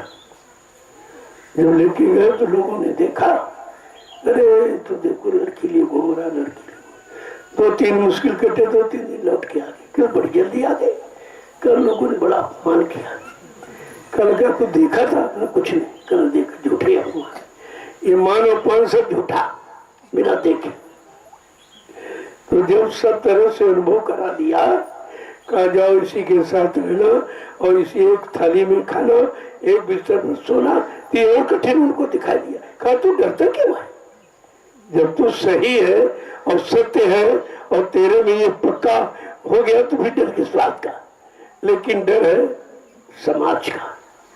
समाज को जो कुछ नहीं जानती है, तुम्हारे बारे में न कुछ जानती है, न समझती है, न कुछ तुमको अच्छा बुरा करते देखा, वो तो ऐसे कहते रहेगी। अगर इसको देखता रहा तो कुछ नहीं कर पाएगा। तो धीरे धीरे उन्होंने पूरी परीक्षा करा दी और कहा अब तो पक गया। स्त्री रहेगी कि तो ब्रह्मचारी है कि नहीं, दूसरा नहीं बता सकता। ये बिगड़ने का है और यहीं से बनने का। अगर समझ लिया तो बन जाएगा और नहीं समझ पाया तो बिगड़ जाएगा। तब उन्होंने अपने गुरु को एक ही चीज लिखी थी, कहा मैंने ये सब गलत किया। मैं झूठे सम्मान देने वालों की तरफ देखता रहा, अपमान करने वालों की तरफ देखता रहा, न वो सम्मान जाते न अपमान। तो फिर करना क्या चाहिए? तो उन्होंने थीसिस लिखी है। उसमें लिखा please see yourself then told other person. कृपया अपने आप को देख तब दूसरे को कहे। हो सकता तो कहीं उससे ज्यादा खराब हो, लेकिन अपनी खराबी कहाँ दिखाई देती? दूसरों की खराबी से, बुराइयों से आपको फुर्सत नहीं तो तुम कभी ठीक है नहीं, कभी अच्छे नहीं बनोगे। बुराई को इकट्ठा करने वाला बुरा ही कहा जाए। अरे भाई गंदगी इकट्ठा करोगे तो वहां खुशबू चाहते तो कभी खुशबू मिलेगी आपको। उन्होंने ये कहा, अपना अनुभव गुरु से कहा कि हमको अपने आप को देखना चाहिए। हमने आपकी दया कृपा इशारे को समझ नहीं पाया। मैं दुनिया को देखता रहा, दुनिया की सुनता रहा तो फंस गया। अब आपने हमको निकलने का रास्ता दे दिया। इसलिए कहने का मतलब यह है, हमेशा अपने आप को देखते रहो। मेरे में कोई कमी, कोई त्रुटि तो नहीं है। अगर किसी की बुराई दिखाई दे तो फट से ये समझो कि हमारे में बुराई देखने की आदत क्यों बनी, अच्छाई क्यों नहीं देखी। अब कुछ अच्छाइयां भी इसमें होगी। अगर 100 अच्छाइयां और एक बुराई, तो एक बुराई आप देखते रहोगे, 100 अच्छाई नहीं देखोगे। बस यही जीव की सबसे बड़ी भूल है। इसी भूल में के कारण अच्छाई कभी ग्रहण नहीं कर पाता, बुराई में पहुंच जाता। तो महापुरुषों ने सब तरफ का प्रमाण दिया है। शरीर का ये माध्यम है, इसी को लेकर देखो सब बता दिया। और ये सबकी स्थिति आपके सामने हो रही है, उसको भी देख रहे हो, और कुछ दिनों के बाद तुम्हारी होने वाली वो सामने आ जाएगी। तो अगर उनको देखकर हम अपनी स्थिति से बचने का उपाय सोच लें और कर लें तो आएगी स्थिति, लेकिन हम हंसते हंसते उसको स्वीकार कर लेंगे, क्योंकि हमारा काम हो गया। जब काम हो जाता शरीर का, आत्मा का, तो शरीर को हंसते हंसते काल के हवाले कर ले जा। संतों ने ऐसे सोच दिया, अरे भाई ले जा, देर क्यों कर रहा, मेरा काम हो गया, अब मैं इसको क्या करूंगा, वो ये कहते। और तुम कहते 2 साल और जी जाए तो और थोड़ा इनका छीन ले, उनका छीन ले, इनका मतलब यानी इसी चक्कर में पूरा समय चला। जो पहले छीना था वो भी नहीं मिला, और अब छीनने की अभी यानी उसकी राह देख रहे हो, तो ये तुम्हारा काम कब होगा। तुम अपने बारे में सोचो कि हमें अपना काम करना है, हमें किसी तरफ नहीं देखना। कोई कितना बुरा, वो महापुरुष बुराई सब निकाल देंगे, उनको भी अच्छा बना देंगे। तुम देखने में खराब हो जाते हो, किसी की बुराई देख करके ही तुम्हारा मन बुरा हो जाता। इतनी जल्दी तुम खराब हो जाते हो देखकर, और धीरे धीरे जब देखते रहोगे कहोगे अरे चलो करना चाहिए, तो तुम भी वही करने लगते हो। यहाँ आए हो तो ये तो अजायब घर है जीवों का। सब तरह के जीव आए, अनंत कर्मों को करके आए हैं। किसका कैसा कर्म है, किसको कैसे मिलेगा, कैसे दिया जाएगा, तुम इस बात को क्यों सोचते, केवल अपने आप को देखो तो तुम्हारी समझ में सब आ जाए। जय गुरुदेव, जय गुरुदेव, जय गुरुदेव। नाम किसका, जय गुरुदेव। नाम किसका, प्रभु का प्यारा लो, जोर से बोलो, सब मिल बोलो, बोलना होगा, अभी से बोलो। दुख दर्द हरेंगे, सब कष्ट मिटेंगे, सब शांति में देंगे, सबके दाता, सबके मालिक। प्रेम से बोले, ये नाम नहीं इंसान का, ये काम नहीं इंसान का, वो ये नाम क्या काम करेगा। ये रोज आपको परिचय दिया जाता। ये नाम अन्य युगों की भांति नहीं है, जो केवल मार काट हिंसा करके सुधार करने। ये नाम सबको सुख शांति।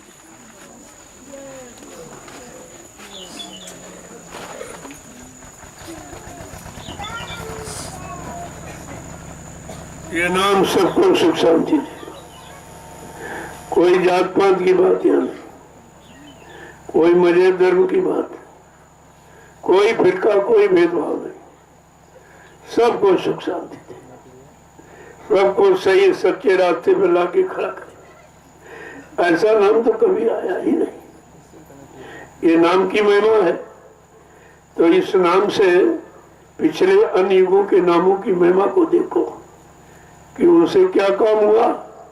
और ये जय गुरुदेव प्रभु का नाम कलयुग के जीवों को जो काम करने आया, ये कौन कौन से काम करेगा, ये सब परिचय आपको रोज करा जाता, ताकि आप भूलने न पाओ। बोलते रहो, समझते रहो, करते रहो।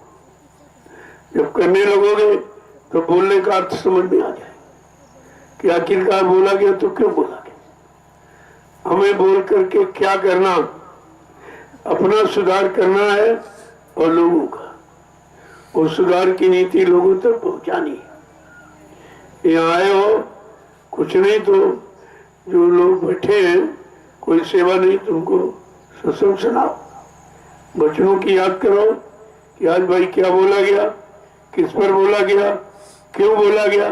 ये सब जानकारी अगर आप करते रहो तो फिर वचन भूलोगे नहीं। पहले यही होता था।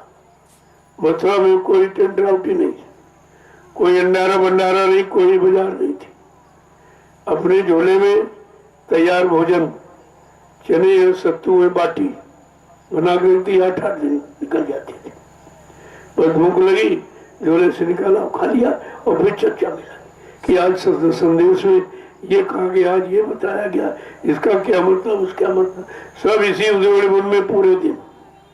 और जब से भंडारे लग गए, टेंट तुम्हारी सुविधाएं की गई, तुम उन्हीं सुविधाओं में फंस गए और वचनों में कोई नहीं फंसा। सत्संग वचनों में कोई नहीं फंसा, सब सुविधाओं में उसी में फंस गए। और सुविधाओं ने धीरे धीरे आपको खराब कर दिया, आराम तलब।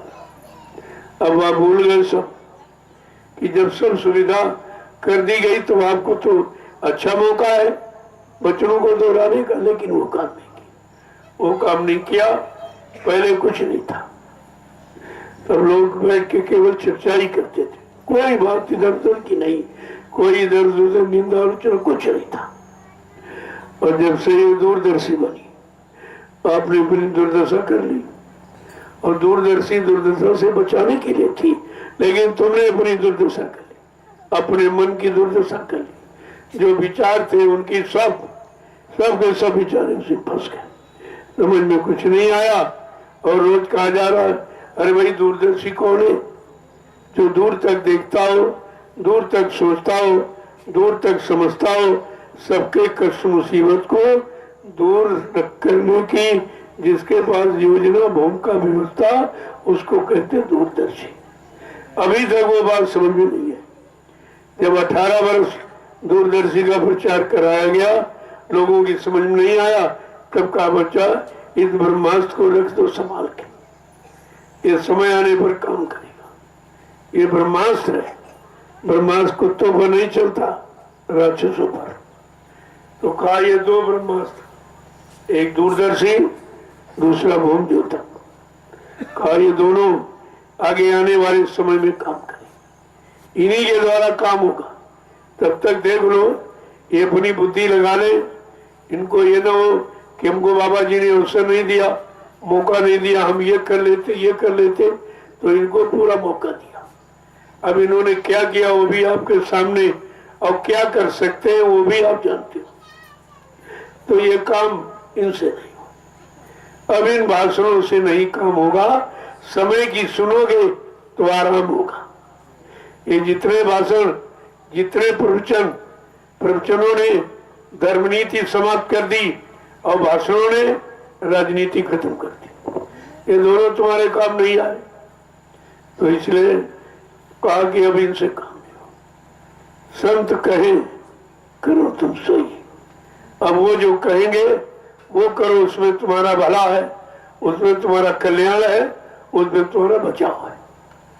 जय गुरुदेव, जय गुरुदेव,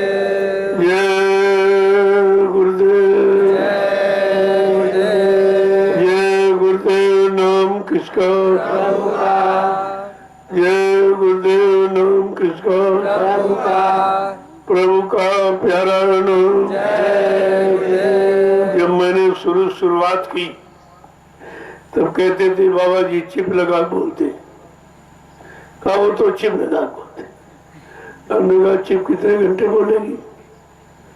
और चिप में तो ये संदेश था नहीं जो दिया जा रहा, ये तो पहले संदेश ही नहीं हुआ, तो इसकी चिप बनी कौन थी? पहले से भी यही कहते रहे।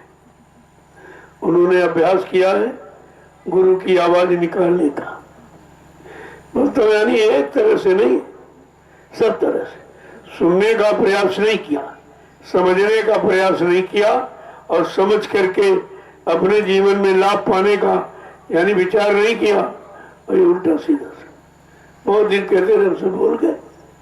अब भूल गए कि भाई वो चिप कहाँ चली गई। अब तो वो बोला जा रहा है जो कभी बोले नहीं गया था, ये कभी कहा ही नहीं गया था, तो ये चिप तो कभी बनी नहीं थी। कहने का मतलब ये है, ये जड़ जीव है जो न सुनने देते हैं न सुनते, न करने देते न करते। वो आ गए सत्संग में, किसी पुण्य कर्म के कारण आ तो गए, लेकिन काम काल का करते।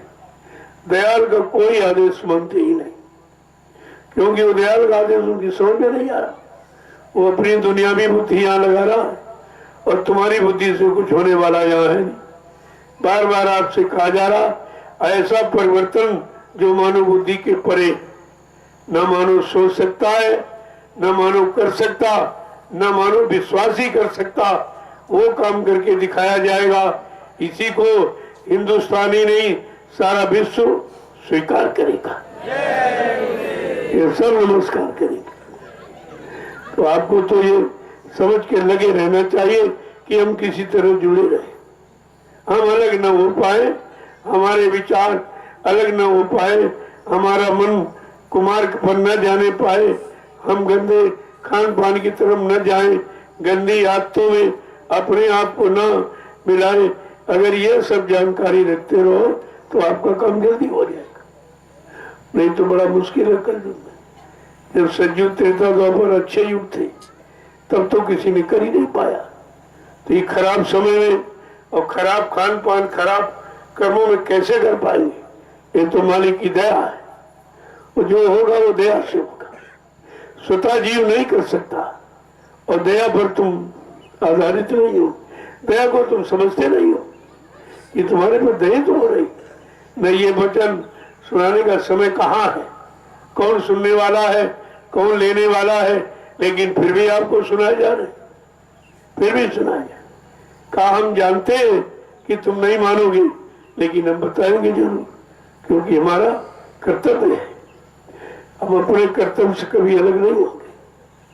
तुम सुनो न सुनो, मानो न मानो, करो न करो, ये तो तुम्हारा काम, लेकिन हमारा जो काम है वो हम करते ही रहेंगे, इसको बंद नहीं करेंगे जब तक अच्छा समय नहीं आए। जब तक अच्छा समय नहीं आ जाएगा, अच्छे खान पान लोगों के अंदर नहीं आ जाएंगे, अच्छे कर्म नहीं आ जाएंगे, अच्छी आदतें सोचने समझने करने की नहीं बन जाएगी, तब तक संत प्रसारित होता ही रहेगा, ये बंद नहीं होगा। जय गुरुदेव, जय गुरुदेव। अब आप चलिए सेवा में। देखो कोई सेवा पूछ लो, जिनको जिम्मेवारी मिली है उसे पूछ लो। और इन जिम्मेवारों को ये भी सोचना चाहिए, केवल कराने के चक्कर मतलब कुछ करो भी, कराने वाले का लाभ कुछ नहीं मिलेगा। लाभ तो करने का, तुम करो और कराओ तो दोनों लाभ आपको मिल जाए। और तुम केवल यहाँ कराने के चक्कर में बने रहे तो अहंकार आ जाएगा कि हम तो सबसे काम कराने लगे, हम सबसे बड़े हो गए। तो जब आया अहंकार, किया कराया सब बेकार।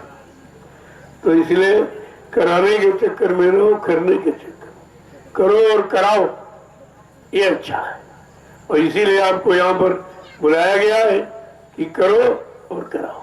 जिनको नहीं मालूम उनको बता दो और तुम भी साथ में करने लगो, तो वो ज्यादा काम करेंगे कि नहीं नहीं भाई ये बताते नहीं करते, नहीं तो अंदर सोचेंगे ये सबको बताते हैं तो कुछ करते नहीं, और बिना किए कुछ मिलेगा नहीं। तो ये भी नहीं कि तुम कराने के चक्कर बने हो, कर कुछ नहीं रहे हो तो फिर कुछ नहीं मिलेगा, खाली आए खाली चले जाओ। इसलिए कुछ ना कुछ करो जरूर, क्योंकि करने का यहाँ फल है और कर्म प्रधान देश है। बिना कर्म किए तो किसी को कुछ दिया ही नहीं गया और मिला ही नहीं। इसलिए आप दोनों काम करो, कराओ भी और करो भी, तो दो लाभ आपको मिल जाएंगे। जय गुरुदेव। अब आप चलिए सेवाएं देख लो, बहुत काम। इधर ये निर्माण कार्य होगा, इसमें लग जाओ जल्दी से। जो प्रेमी कर रहे हो, देखो ये दोनों काम, सत्संग भी सुन रहे और सेवा भी कर रहे, और तुम एक ही काम कर पाए। अगर ये भी नहीं याद रहा तो सजा पाओगे, क्योंकि तुमने सेवा तो की नहीं, केवल सुनने में समय लगाया, वो भी सुना सुनाए बेकार समय। तो दोनों काम कर रहे, सेवा भी कर रहे हैं, सत्संग। यही भाव होना चाहिए, ये अपनी बुनी जगह छोड़नी नहीं चाहिए। जो आपको सेवा मिल गई है उसमें बराबर लगे रहो और संदेश सुनते रहो।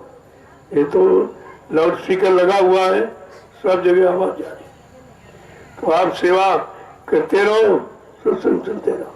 हाँ, जो बूढ़े बुजुर्ग कोई अपाहिज है उनके लिए वो बैठ कर सुने, बाकी जो करने वाले हैं वो सेवा करो और सत्संग भी सुनो, तो तुम्हारे दोनों काम हो जाएंगे, 2 लाभ आपको मिल जाएंगे। जय गुरुदेव। अब आपके लिए उस लकड़ी काटने की सेवा है, जो लोग काटना चाहते हैं उधर चले जाएंगे। वो भंडारे की सेवा है, वो भी बहुत बड़ी सेवा, क्यों जब लकड़ी आएगी आप भोजन पाएंगे और जितने आपके पीछे आते जाते रहेंगे सबको भोजन मिलेगा। ये तो परमार्थ की सेवा ही है। यहाँ जो भी सेवा है वो परमार्थ से जुड़ी है, परमार्थ से अलग कोई सेवा आपको नहीं बताई जाती। तो धीरे धीरे आप देखते रहिए कि किस तरह से काम हो रहा। जब तुम्हारा मन लगने लगेगा या तो सबका लग जाएगा, क्योंकि जो मन तुम्हारे पास हो सबके पास है। हर मन की चाह इतनी ही, तो इसीलिए जो संदेश होता है वो सबके लिए होता है, सबके लिए। जय गुरुदेव। चलिए आप देखो, इधर सेवा उधर गौशाले में गायों की बैठने की जगह बनाई जा रही है, ये भी सेवा है। यहाँ कोई ऐसा काम नहीं है जिसमें परमार्थ शब्द न जुड़ा हो, और परमार्थी सेवा ही आपकी सच्ची सेवा। वैसे घर गृहस्थी परिवार में तो सेवा आप करते ही, बाल बच्चों की खेती है, दुकान है, दफ्तर है, बिजली व्यापार मजदूरी आप करते हो, लेकिन वो स्वार्थी सेवा, उसमें कोई परमार्थ नहीं है, और ये परमार्थ है। तो इसलिए दोनों में कितना अंतर है। स्वार्थ सेवा घर गृहस्थी परिवार की, और ये परमार्थ की सेवा जो सबके लिए हो रही, सब जीवों के लिए। जिनको तुम नहीं जानते हो, नहीं पहचानते हो, वो भी तुम्हारी सेवा का लाभ उठाएंगे। तो किस तरह से आदान प्रदान कराया जा रहा है, कर्मों को कैसे कटाया जा रहा है, ये तो बड़ी जटिल व्यवस्था है। कर्मों का हिसाब और माया का प्रसार, ये 2 बातें समझने वाली है कि कर्मों का कितना हिसाब किसी को नहीं मालूम, और माया का कितना विस्तार है ये भी नहीं लोग जानते।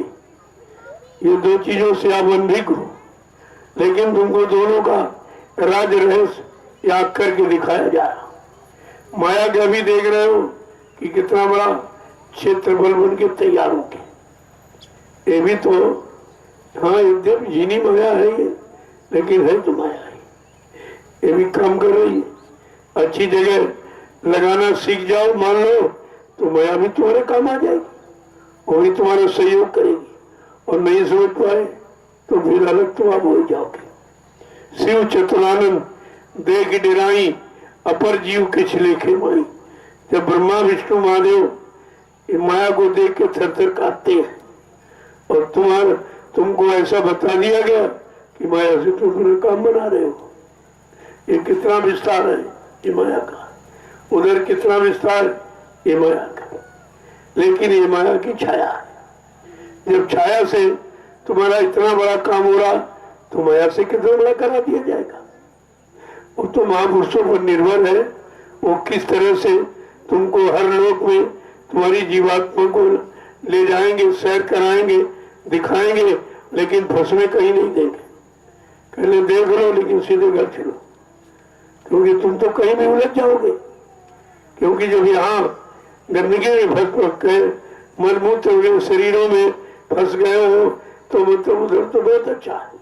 किसी लोग से तुम निकलना नहीं चाहोगे, तो बस यही छोड़ दीजिए, कहते नहीं, यहाँ नहीं, तुमको घर पहुंचाऊंगा। तो जब यहाँ जीव फंसा पड़ा है मलमूत्र में, तो यहाँ उसी में फंस गया, उसी में रात दिन रह रहा है, तो ऊपर तो लोगों में सब अच्छे अच्छा है, कहीं फंस सकते हैं आप। लेकिन उन्होंने कहा नहीं, दिखाऊंगा सब और ले जाऊंगा घर, बीच में कहीं यानी मतलब छोड़ दूंगा तो तुम कहीं फंस जाओगे। इसलिए कहा तुम्हारा हाथ पकड़ा गया। नामदान का मतलब जिम्मेवारी, तुम्हारा हाथ पकड़ा गया है और यहीं वहीं छोड़ूंगा कि जहाँ के लिए आपसे वादा किया गया। ये बीच में नहीं। देखो महापुरुषों का कितना बड़ा वादा है। महापुरुष कहते हैं तुमको बीच में नहीं छोड़ूंगा, तुम्हारे घर पहुंचाऊंगा। तुम तो बीच के किसी लोक में भी फंस सकते हो, क्योंकि जब यहाँ गंदगी में फंसे हो तो उधर तो सब अच्छा ही अच्छा है, वहां कैसे आप निकल पाओगे। जय गुरुदेव, जय गुरुदेव, जय गुरुदेव। अब आप चलिए सेवा। देखो मैं शाम को मिलूंगा 5 बजे। देखो ये अभी सेवा का काम कर लो, आए हो तो कुछ कर लो, ऐसे आते जाते भागते रहोगे तो कुछ नहीं मिलेगा। ये आगने भागने से कुछ नहीं है। आए हो तो कुछ रुको, कुछ सेवा करके चले जाओ। तो 5 बजे मिलूंगा। इसके बीच में काम की तमाम योजनाएं हैं, आगे कार्यक्रम है, उनकी योजनाएं एक तरह से नहीं। यहाँ तो बहुत काम है, तुम्हारे पर तो कोई बर्डन नहीं है। सीधे भोजन भंडारे में किया और सेवा करके फुर्सत पा गया।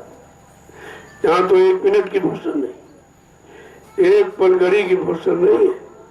इतना काम फैला हुआ है, वो कैसे निपटेगा, कैसे सिमटेगा, तो उसी की तो मतलब यानी यहाँ रोज योजना बनाई जाती है, भाई व्यवस्था बनाई जाती है कि आगे कार्यक्रम होने जा रहे हैं, उनको कैसे संपन्न किया जाए।